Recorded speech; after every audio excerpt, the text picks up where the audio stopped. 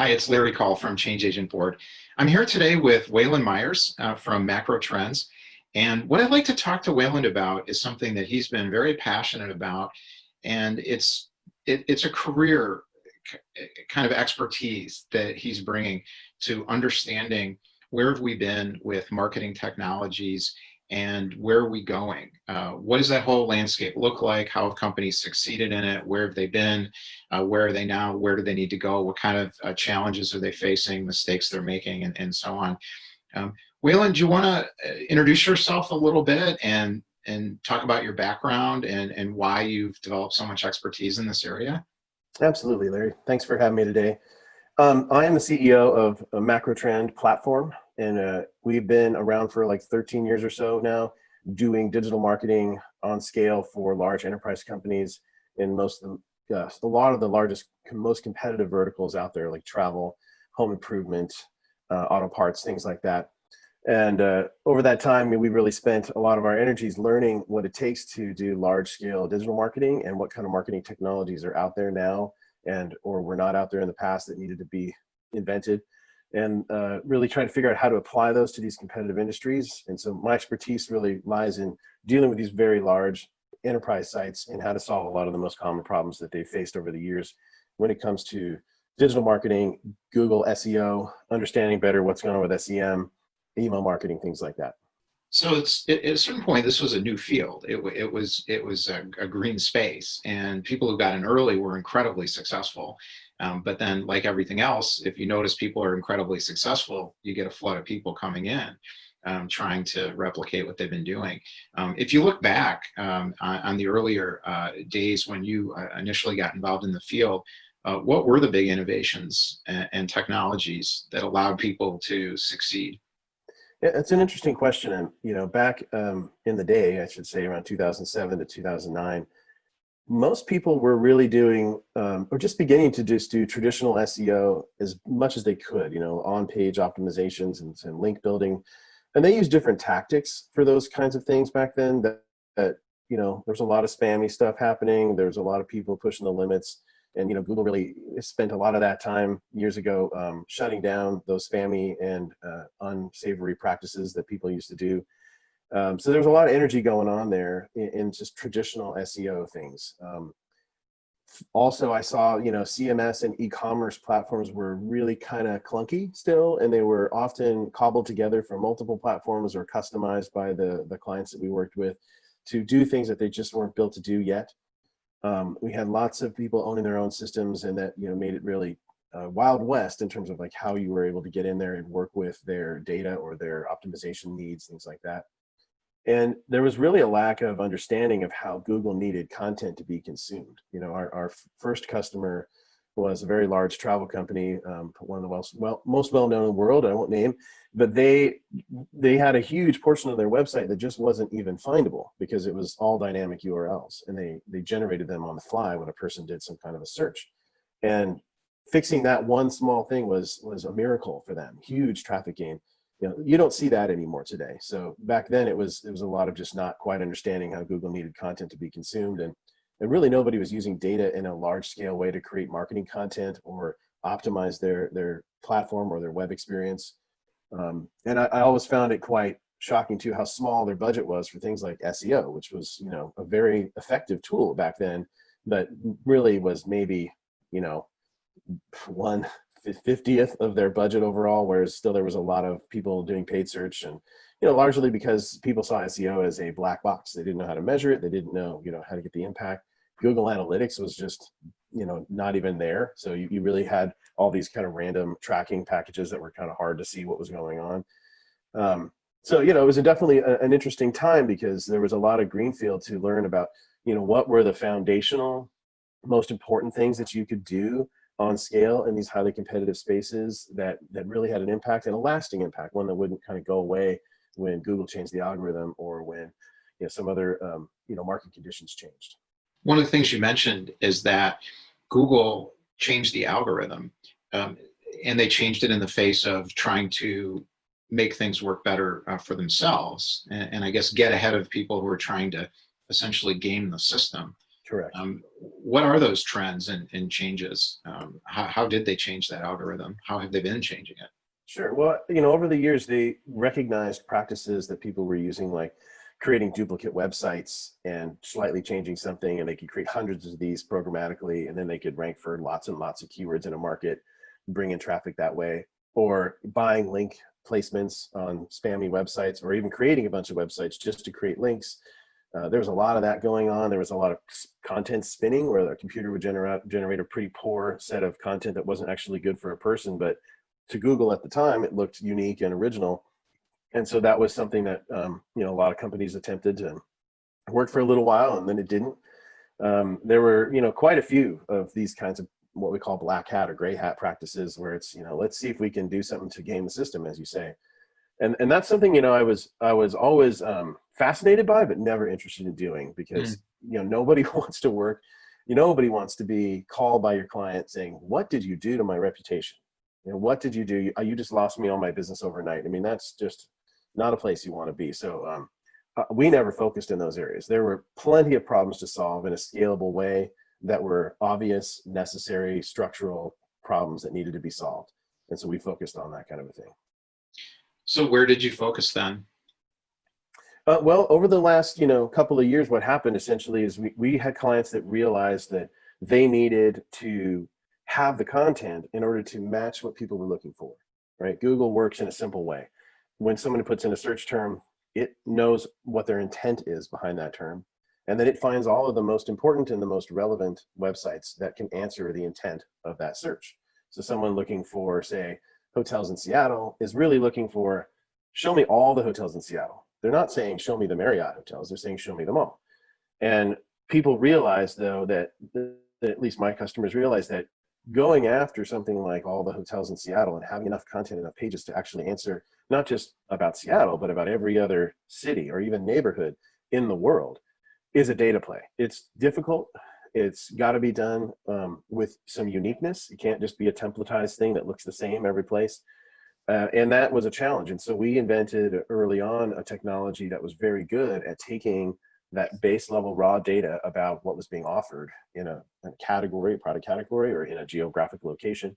And then we were able to blend that in such a way we could generate millions of data-driven pages and capture a whole new market of search for our clients.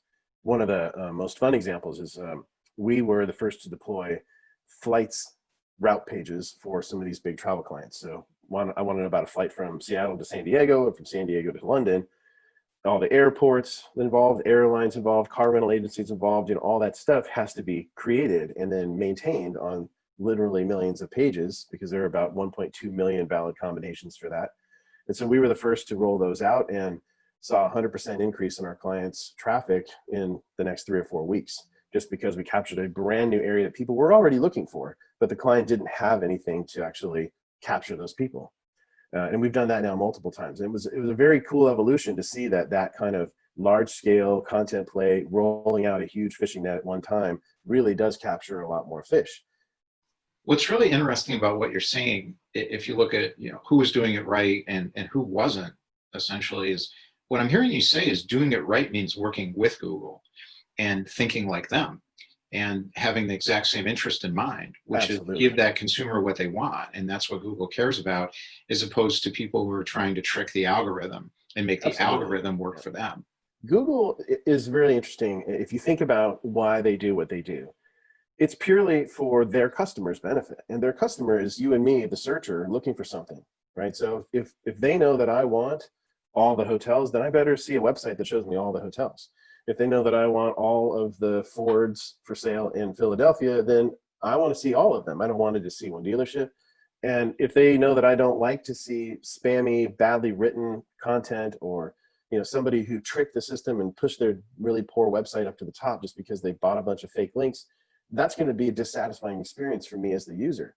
I always want to see what's relevant to my search and what's going to answer my search and what's going to be a good user experience. A page that loads quickly, a page that reads well, a page that's easy to understand, has a clear call to action. All of those are a nice experience for a user, and therefore those are the things that Google rewards when people build their websites.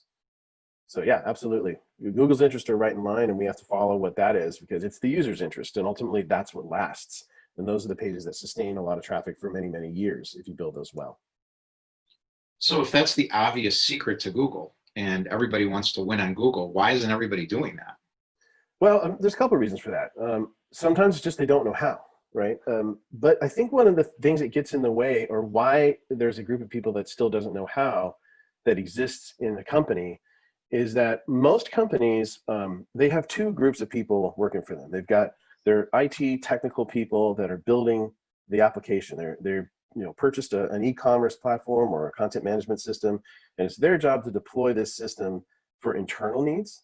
Like content management is to allow a lot of people at the company to edit a lot of different pages in different departments, and or e-commerce. So they need to make sure it can run a transaction and connect to the back end and so on. So the IT team is typically given the responsibility of owning the technology piece of the website. Then there's the marketing group, and their job is to find new traffic and to get more visitors in and to improve conversions. Well, those two camps don't meet, right? So why do people still do the wrong thing is because there's a lot of IT teams in a lot of organizations that still run the website, and they've got different priorities. They either don't understand what it really takes to make a platform or a page work really well for marketing purposes, or they don't have the time to do that, right? One or the other. They may understand it, they don't have the time. And the marketing team, therefore, is just kind of dealing with what they can, and they're making the changes they can make. But I can tell you, I've worked with many, many enterprise companies where they all have this situation of this constant tension between the two. And it's like stuffing around, pegging a square hole, putting the cart before the horse. All those analogies really make sense where you need to decouple those two things and say, I have a technology here that I can give to marketing so that they can do what needs to be done so that the page ranks well and converts well. And then it passes it off to the IT team's technology, which captures the order, processes it, tracks it, and does all those good things. Those are two different worlds. And if you unfetter them from each other, then all of a sudden you're moving at light speed. If you don't, and you keep putting one before the other, typically I see, or have seen many times over, years of lost opportunity because they just never quite get to fixing things. And even more importantly, the technology itself that's getting picked to do the marketing job is really not built for that. Most of these e-commerce and CRM systems, or not CRM, CMS systems, are not built to do all of the types of things a marketing tool needs to do. They're not optimized in terms of how they cross-link between pages. This is pretty technical stuff, but this is why it doesn't get done right. They're not optimized in terms of how they get optimized for certain types of keyword searches in all the parts of the page. Their headers are often duplicative. There's a whole bunch of things that e-commerce systems do because they're trying to show you like lists of products that actually aren't very helpful when it comes to telling Google that you know a lot about this list of products. So there's other kinds of content that marketing pages needed, like FAQs and paragraphs and videos, and these kind of things aren't built into these CMSs. And so a lot of these customers I see spend many years and many millions of dollars trying to take a tool that was built for one thing and then try to rebuild it or add features to it to make it best in class at something else. And that's a big time waster, and why there's still a whole lot of stuff out there that doesn't work very well. So what I'm hearing you saying is that there's a bureaucratic and infrastructure problem. So it's not as easy as just understanding something and recognizing a better way to function. You have to be able to solve that underlying issue. Which is you have to take a look at your organizational paradigm and say, is this the right one? And there are very few companies that I've seen that ever really do that, because it's difficult. I mean, it really does take looking at your whole structure and going, how can I separate these things and yet keep them working together? And will the CTO be okay with the fact that the CMO is going to own some technology, and so on and so forth? And that's a hard thing to change. I get it, but it doesn't make it untrue. So how do you get out of that box if you need to make that transition? I think that there are a couple of ways. First of all, proving the theory to your organization is an important step, right? You want to be able to show them this is true. If left unchained, if left to our own devices where we can drive the content, we can perform and outperform what we've been able to do in the past. And so we've come in the past and been the IT team for marketing, and we're given a separate set of folders, a separate area of the website to have a playground essentially, and we go and do our thing. And then we can show them, or marketing can show them, hey, the pages we deployed for this purpose grew at a very steep rate month over month, while the other pages that have been out there for a long time, they kind of bumped, stayed sort of flat. And then the organization goes, so why? What is the secret here? And it's pretty great because honestly, that paradigm isn't hard to implement online. Like technically there's not a challenge, right? You can easily create pages that are really dedicated to the content and to all of the needs a marketing page needs to have, things that will support a lower price per click for paid search, things that will increase organic traffic, things that will improve conversion rate for email marketing, all on the right kind of pages is amazing to show. And it's easy to do, and it doesn't have to interfere with even the e-commerce piece, because those pages are all just designed to capture interest, capture the traffic, and then as quickly as possible, send it down the funnel to making that purchase decision, which is going to happen on the main platform. So, that's really the answer is you should proof of concept, really show that. And then the company has to make a decision. Do we try to figure out how they did that and build it ourselves so we also own a best-in-class marketing platform, or can we buy a best-in-class marketing platform either off the shelf or from a service provider that might have one? And then it's really from that point on a strategic decision to allow marketing to keep driving and working on traffic capture acquisition, I'd say, and let the IT team keep working on conversion or ordering and order management. Well, from what you're saying, what I hear is that the CMO is really the key person, if a company is structured that way, that has got to Yeah, solve this because it's a yeah, marketing solution. It's a pressure on marketing to deliver performance. So those two things are there, and then also it's something where you do need a senior executive, a top executive involved because you are talking about changing the way some folks think and operate. Is that the way you see this as well? I do. I think that ultimately that's where it's going to be the most effective because let's say, for instance, you have a director of SEO be the person involved at first. They can work in their area and improve their channel. But what's being missed is that the moment you deploy marketing content out there, if it's not being leveraged by your social media group, by your email group, and by your paid search group, you're losing opportunity. Because these pages, and I've seen this happen for a number of our clients, improve conversion rates, can be much more flexible in terms of what needs to be on them to make them very effective for your marketing channels. And they need to, that direct, if it's just the SEO guy who's involved, then often that gets lost. So if you have a CMO who can say, hey, organization, this is a foundational technology to all that we do, and drive that change through so that people expand what they're working with from just the old pages to all of the new pages that you might have. That's going to be a much more leveraged situation, and you're going to be a lot more profitable, and your return on investment is going to be much higher. And that's been a mistake I've seen a number of times, is that it's difficult because the CMO is busy. There's a lot of CMOs that are very branding focused, and so they don't really think about Google and paid search and that kind of stuff in the same way. They're more concerned about the messaging or things like that. And that's okay, but that you need a CMO who's able to adapt into some technology as well and have a little bit of a split personality, so to speak, where they understand that marketing today must have a very highly technological component in order to be competitive. So that's sometimes that's a CTO that splits their roles and helps them support the CMO. But ultimately, yeah, it would be ideal for the CMO to get a bit more technical and think about their marketing from the ground up, so to speak, as opposed to just assuming that the IT team is going to take care of it for them when they maybe don't know how or don't have the time or the resources to really do it correctly.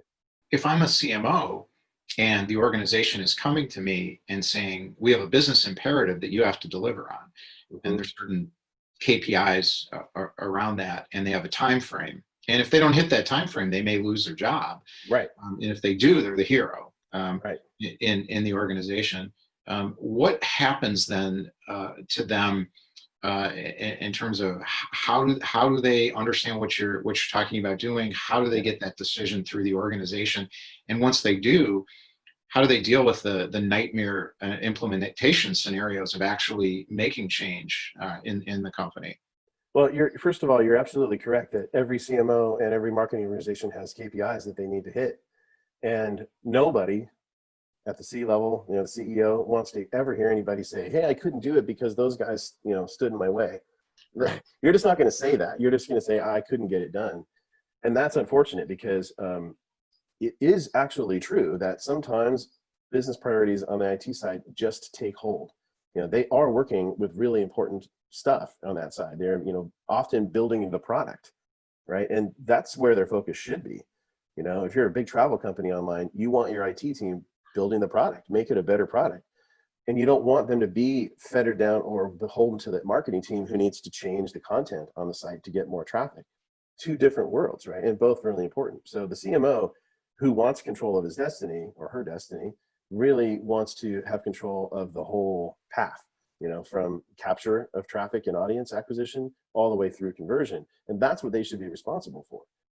And so I think, in order to drive the change, I think there's an argument that's pretty easy to make that, hey, marketing is really good at knowing what people want, and marketing is really good at getting them to buy. Give us the tools we need to make that happen, and we'll make it happen. If I can't have the tools I need, if I have to stand behind these other priorities, it's harder to guarantee that I can make that happen, because anything over here that gets disrupted might disrupt what I'm doing. So let's keep it clean, and we can definitely have a point where we connect, because there still needs to be a discussion around how things are tracked and the technologies that are used on the front end and the back end, and there's good integrations and things like that. But that's not usually that complicated. There's a lot of standards around those kind of touch points that we can easily, or can easily be addressed. But that's the argument I would make, is it's give me full control and I'll give you better results. And if I'm a CMO, I'm going to make that argument when you ask me to do something, correct? Absolutely. So if we're in a moment right now where there's an expansion opportunity, perhaps because of the situation we're in today, or there's been a contraction and you have to dig out from under that contraction, because both of those scenarios are going on, is that a good time to say, okay, you want me to do this, I can do it, but I can't just go to my agency and say, go do it. I can't just throw more money at paid search. There's some other ways that are perhaps even more cost effective. No, you bring a really important point up, which is recession proofing what you're doing.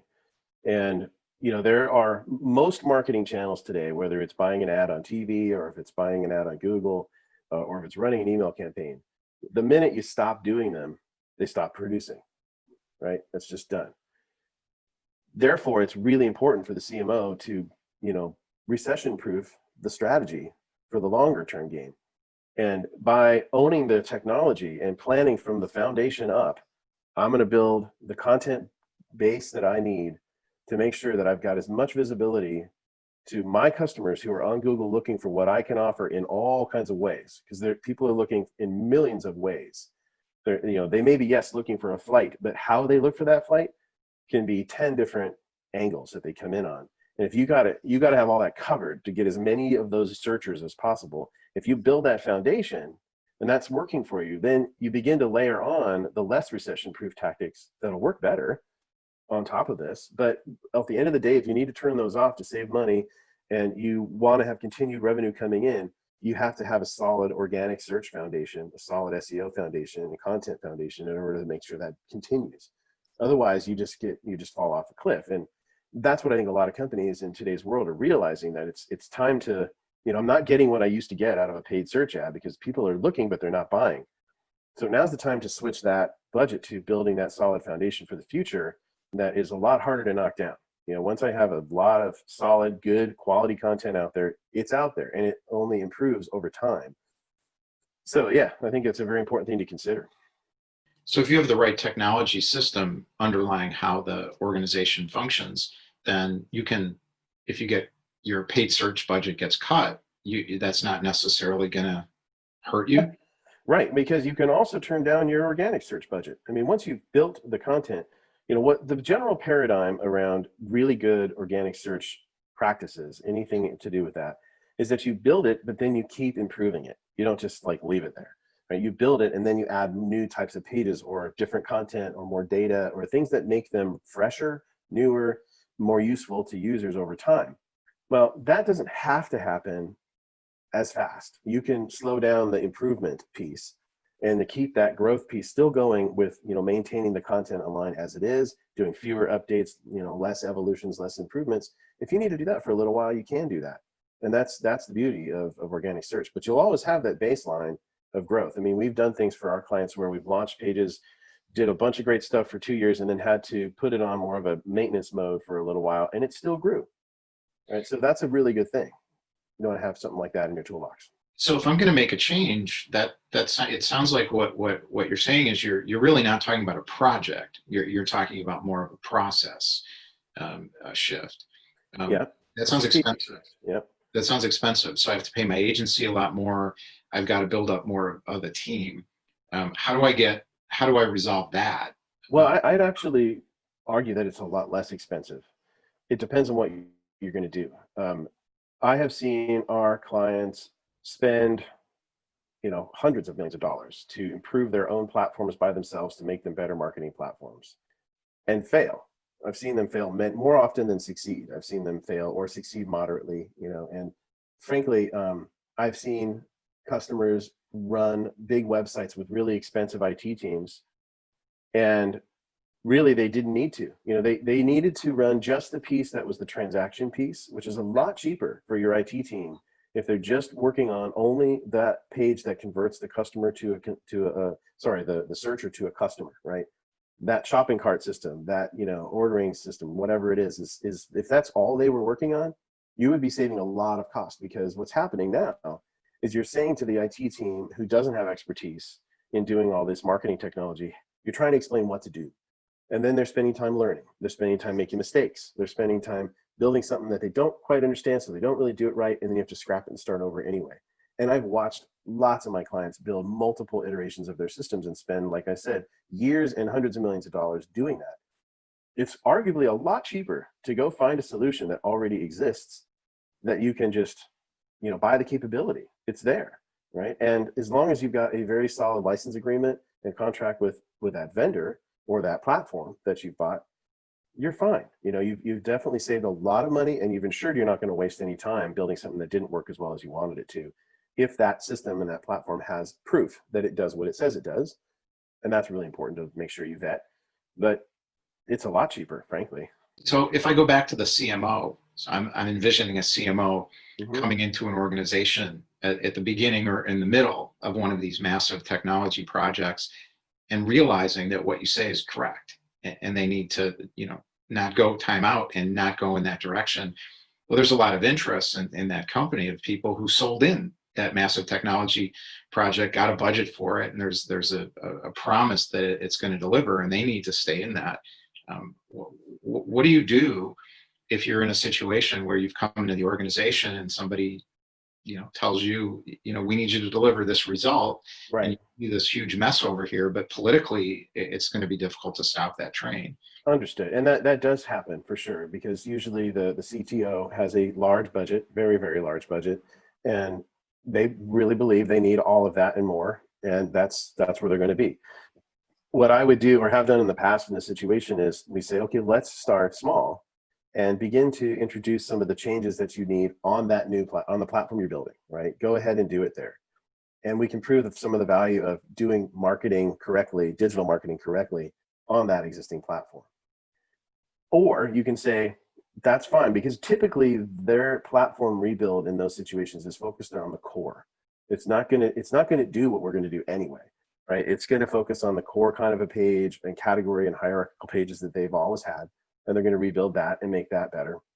And you could say, okay, let's, on the side, we're gonna bolt on another platform over here to do something different that is incrementally more beneficial to us than this will be. And as long as that's not an overreaching budget amount, which it doesn't have to be, then usually that's okay. And that can happen in its own, independent channel in parallel with what's happening. And then you can compare the difference in the growth, and then slowly start shifting over time, saying, hey, repurpose some of this budget over here, because in the end of the day, it's the CEO that has to decide the strategy, right? And the CTO and the CMO need to come together with the CEO and say, look, here's the data showing this approach is valuable, and why don't we save money over here, put some money over here, and adjust that way, and we'll work together in these ways. And they have to find that compromise. So it's true, it's harder, but at the end of the day, everybody's trying to make the company successful. As long as you keep that in mind, that this is about the success of the company and not anybody's individual career path, somebody hopefully has that perspective, and we can, move that way with everybody actually benefiting. The CTO can get more of his resources back to focus on the product. And this is the thing that really kind of surprises me continuously. When you're talking about a big company, and let's just pick one like, let's say, Advanced Auto Parts or Expedia or somebody like that, right? Their product is selling car parts really well. That's what they should do. Or selling travel really well. That's what they should do. Why is it that that's not all they're doing? And why are they not focused? Why are they not just buying the capability to do digital marketing, which is a totally different thing? Like that has nothing to do with selling travel. That's so much more involved in putting together a good platform to have a nice, easy to use, travel planner, a trip planner, right? I want to go here, then there, then here. I don't want to add a flight there, maybe a different thing over there, rent a car on that leg. That still doesn't exist out there. And people are trying to build stuff like that, which is really what consumers for travel want. It's, kind of shocking, right? That's not what they're doing. They're still spending a lot of time and energy trying to be the best in class digital marketer. Doesn't make sense to me. What I'm wondering then is if you're going to do a proof of concept or a pilot, it sounds like a great idea and an easy way to test out something like this. If you're a CMO or even a CTO Mm-hmm. that wants to deliver for that marketing organization, then in cases like that, what do they have to go through to make a proof of concept successful? Well, you need a large enough sample or market share to go for. Like, you can't just be, I'm going to build 3 pages and see if building pages like this works better than building pages like that.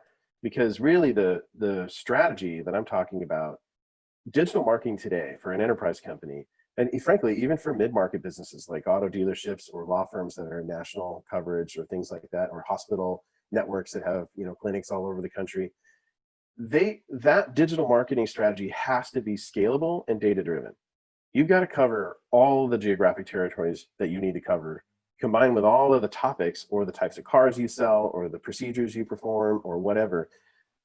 Today's world, if you want to be competitive, this is the most important thing I've learned about Google in the last year and a half or so is Google values domains, websites that have a complete corpus of knowledge.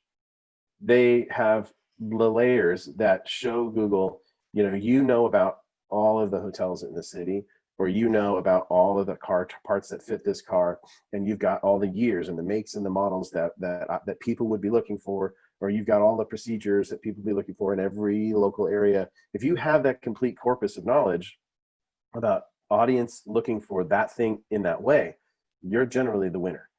As long as it's discoverable, it's unique, and it's useful, it's relevant and important enough, then you win. And so you can't, do a proof of concept, which is what you're asking me about. You can't do a proof of concept that's like 10,000 pages, right? It's generally going to be bigger than that because you have a bigger play available to you, and you try that out. And there's a minimum cost to that, but the return is usually pretty significant. It is significant in the case of organic traffic, because if it's not traffic you've ever gotten before, then it may take 12 to 24 months for that to grow up to that goal that you're trying to hit. But it gets there, and then your cost per customer starts to really significantly go down because you're using organic search instead of a paid search approach or an email marketing approach, and the value becomes apparent very quickly. If I want to do a proof of concept, then what as an organization do I need to do to be able to get something like that off the ground? Well, essentially, you need to identify the market you want to go after, or have someone like my company help do that. We're very good at identifying where people are looking for you that you may not be approaching them yet. And once you do that, you plan out the content you need in order to address their search intent and what they're looking for. And then you need to create the types of pages. The MacroTrend platform is designed to do this, to build out with data the types of pages that specifically you would want, put them out there online, and make sure everything is correctly interlinked and the content is appropriate, unique, and diverse enough, and things like that. But it's not a very complicated process. As far as the marketing team is concerned in your organization, it's just a matter of identifying the need and the budget, and then all they need to do is just work on setting up a small place for that to exist on the domain, which is a very light load for the current IT team to do something like that. And from there, my company and others that might be like me will do the heavy lifting and get all of that stuff ready for them with their guidance and oversight. Is there some sort of an assessment or a step before you would, Yeah, as an organization, take on a pilot? absolutely. I mean, I think it either happens that the organization already knows that there's a need and a missing piece. In the case of many of my clients, they've called us saying, hey, we really need these types of pages. And then we help them validate that by actually looking at the size of the market and the opportunity that's out there. Or a client comes to us and says, we think we need something, but we're not sure what to do. Or we identify a need that a client has. Like, you have this opportunity where your competitors are competing, but you're not. Or no one's competing and you need to. And we can help size that up. But you definitely want to initially say, well, how valuable is that? If we're going to go after that space, how much traffic might that generate over time? and what's the order value of each order coming in and the conversion rate for that group and things like that. And that'll tell you how much likely revenue that's to generate. And that helps you make a good decision about investment. So just going back overall to marketing technologies and shifts in the technologies that are available, what other, let's just start with SEO, what other SEO technology platforms or types of platforms are available, just to kind of separate so people aren't confused with that versus what you're talking about here? Well, there are different kinds of platforms out there. Analytics platforms are the most popular. So companies like BrightEdge or SEO Clarity or Conductor, those kind of companies track and gather and then report on SEO performance or SEO related market data. Really valuable in terms of learning, what's going on, what your market share is. You can get market opportunity sizing out of some of those packages, and you can do a lot of research around, what people in your space are looking for. What those companies typically don't provide is any way to act on that information. So then you need to go to either an agency that can build you a website, and typically most digital agencies build smaller websites. They build, that custom experience, highly branded, targeted, focused website. That's a lot of user created and or manually created content, things like that. But if you want to get something that's more of a large scale deployment, that's a different thing altogether. Like that's what we do, is more of that large scale up to millions of pages to really, go after a market with that foundational infrastructure of content. Other kinds of companies out there serving the SEO space are going to be kind of the standard agency that will optimize your existing site. So they'll go in and look at, how are your titles formatted, and do you have enough unique content on the most important pages, link building, things like that. Our content marketing campaigns are the traditional SEO work, and that's really important work to go alongside with large scale content deployment, because typically that kind of work is necessary to rank for what are called head terms, or the most highly valuable, highly sought after terms. You need to be very unique and very specific, and a constant effort up there at the top of that funnel of searches. But if you neglect the rest of what's available in your market, all the millions and millions of permutations of searches that people are doing, then that's just a lost opportunity. And most often traditional SEO agencies don't have the technology or the experience to go ahead and go after that. But they can be a great partner once we have created that kind of foundation in, learning how to optimize those additional new pages and improve that content over time as well. We go back to the idea of a pilot and then an assessment. If I was interested in that assessment, what would I need to do to be able to see if there is an opportunity to do a pilot that would move the needle? Well, with us, you would just need to make a quick contact and say, this is my site. Can you tell me what you see as an opportunity? And we know how to go look for that. You may already be able to use your own analytics tools to discover, what's out there and what you're doing or not doing well in, or what you're missing. Obviously, lots of in-house SEOs at large companies spend a lot of time looking at the competition, and they look at their websites and say, oh, that would be great. We don't have that kind of page. So there's a lot of ways to identify that. I think that those are the biggest ways, though. So thanks, Wayland, for the opportunity to talk to you today. It's a very, very interesting. It sounds like there's a lot of change that's gone on, and maybe some people have not been able to keep up quite as much with it. But at this time in particular, it's really important to figure something out and hit those business goals. Is there anything else that, or any way you can sort of summarize some of this for us? Sure. I mean, I definitely would want to be clear to say that I think that marketing teams inside of enterprise companies, they know what they're doing. They know what they want. That's not the issue. It's that they need to be empowered to get it done. Right? That's the issue. And IT teams, there's nothing bad there. It's not intentional, but it's just in kind of an old paradigm. And if we can shift that paradigm somewhat, that'll be to the benefit of everyone. So that we have that separation of church and state, so to speak, and we pick a technology that's the right fit for the goal. Those kind of things, I think, are what's the opportunity out there, and I'm really hoping that more people see the advantages of that, because I could see that solving a lot of problems for a lot of the clients that I've worked with over the years, and they've seen it too, and we've helped them solve it and proven there is a huge amount of value in this approach. So I think that's the big thing, and it does take taking a close look at yourself and thinking, gosh, I really do want to help the company succeed. So how can I work this into my organization and work a strategy to kind of slowly shift that paradigm as opposed to maybe all at once, or maybe you're ready, maybe you're ready to get it done and you want to just go for it. There's plenty of proof out there that this kind of approach is really effective and very exciting to work in. So that's probably what I'd leave you with. And if somebody wants to get in touch with you and talk about a pilot or an assessment, what's the easiest way to reach you? Well, you can either find me on LinkedIn at Wayland Myers, or you can look at our website, macrotrend.co. Macrotrend is one word. And those would be the easiest ways to get a hold of us. Great. Thanks so much, Wayland. It's Larry Kaul with Change Agent Board. If you're interested in contacting me, the information is up on the screen. Thanks again. And Wayland and I will be talking again. We're going to talk about some of the challenges in the market for companies that are trying to sell direct to consumers, their product offerings or services, and are competing against large organizations that have a lot deeper budgets, typically called aggregators, that are able to get a lot more traction with Google than they're able to get. And there's some ways that you can use macro trends and compete in that environment. So we're going to be talking about that as well soon.